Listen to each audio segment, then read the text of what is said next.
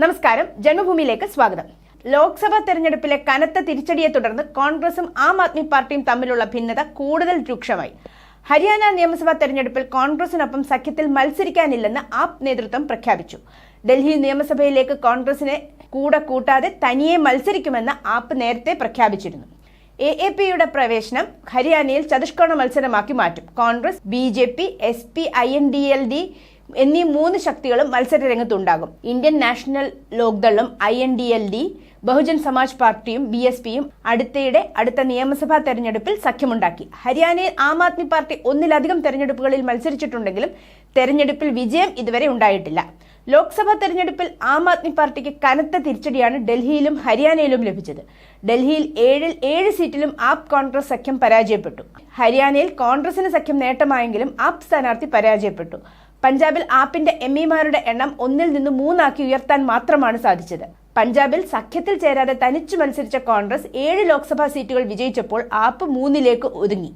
വൻ ഭൂരിപക്ഷത്തിൽ സംസ്ഥാനത്ത് അധികാരത്തിലെത്തിയെങ്കിലും അതിന്റെ പ്രയോജനം ലോക്സഭാ തെരഞ്ഞെടുപ്പിൽ ആപ്പിന് ലഭിച്ചില്ല. ഗുജറാത്തിലും ആപ്പ് ദയനീയമായി പിന്നിലായി. ഇതാണ് കോൺഗ്രസുമായുള്ള സഖ്യം ഉപേക്ഷിക്കാൻ ആപ് നേതൃത്വത്തെ പ്രേരിപ്പിക്കുന്നത്. ഹരിയാനയിലെ 90 സീറ്റിലും ആപ്പ് തനിയെ മത്സരിക്കുമെന്ന് പഞ്ചാബ് മുഖ്യമന്ത്രിയും ആപ് നേതാവുമായ ഭഗവത് സിംഗ് മാൻ പ്രഖ്യാപിച്ചു. കോൺഗ്രസ് അടക്കമുള്ള ഒരു പാർട്ടിയുമായും സഖ്യത്തിനില്ലെന്നും ഛത്തീസ്ഗഡിൽ മാധ്യമങ്ങളെ കണ്ട മാൻ പറഞ്ഞു. ദേശീയ തലത്തിൽ ഇന്ത്യ മുന്നണി പ്രതിപക്ഷമായി നിൽക്കുമ്പോഴും സംസ്ഥാനങ്ങളിൽ മുന്നണിയിലെ പാർട്ടികൾ തമ്മിൽ ശക്തമായ ഭിന്നതയും മത്സരവുമാണ് നടക്കുന്നത്. ഹരിയാനയിലെ ആം ആദ്മി പാർട്ടി അധികാരത്തിൽ വരുമെന്ന് ആം ആദ്മി പാർട്ടി ദേശീയ ജനറൽ സെക്രട്ടറി സന്ദീപ് പഥക് ഉറപ്പിച്ചു പറഞ്ഞു. ഞങ്ങൾ എല്ലാ സീറ്റിലും മത്സരിച്ച് സർക്കാർ രൂപീകരിക്കും, അദ്ദേഹം പറഞ്ഞു. AAP 6500 ഗ്രാമങ്ങളിൽ ബദ്ലവ് ജൻ സംവാദ് യോഗങ്ങൾ സംഘടിപ്പിച്ചു. ഈ യോഗങ്ങളിൽ ആളുകൾ ഒരു കാര്യം മാത്രമാണ് സംസാരിച്ചത്: മാറ്റം. ഭൂപിന്ദർ സിംഗ് ഹൂഡയും ഉദയ് ഭാനുവും ഉൾപ്പെടെയുള്ള ഹരിയാന കോൺഗ്രസ് നേതാക്കൾ നിയമസഭാ തെരഞ്ഞെടുപ്പിൽ പാർട്ടി ഒറ്റയ്ക്ക് പോകുമെന്ന് സൂചന നൽകി. 90 സീറ്റുകളിലും ഒറ്റയ്ക്ക് മത്സരിക്കാൻ പാർട്ടിക്ക് കഴിയുമെന്ന് ഇരുവരും പറഞ്ഞു.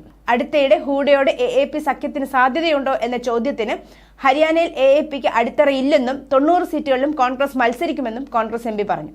അടുത്തയിടെ നടന്ന ഉപതെരഞ്ഞെടുപ്പുകളിൽ ബംഗാളിലടക്കം ഇന്ത്യ സഖ്യത്തിന്റെ പാർട്ടികൾ പരസ്പരം മത്സരിച്ചിരുന്നു. ഹരിയാന, ഡൽഹി നിയമസഭാ തെരഞ്ഞെടുപ്പുകളിലും സമാന സ്ഥിതിയാണ് ഉണ്ടാവുകയെന്ന് ഉറപ്പായി. News desk, Janmabhumi.